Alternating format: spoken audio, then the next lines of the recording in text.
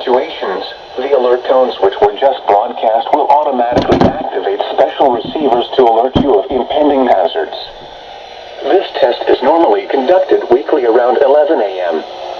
If hazardous weather is imminent or occurring, the test may be canceled. To provide the most consistent warning service possible, the alert tones will only be activated for the following counties in the KDO 89 listening area: in Missouri, St. Louis, Franklin, Jefferson, Lincoln, St. Charles, Warren, and the city of St. Louis. In Illinois, Madison, Monroe, and St. Clair. If your receiver was tone activated, the alert function will automatically reset after the test. This concludes our test for this week, and we will now resume normal programming. Thank you.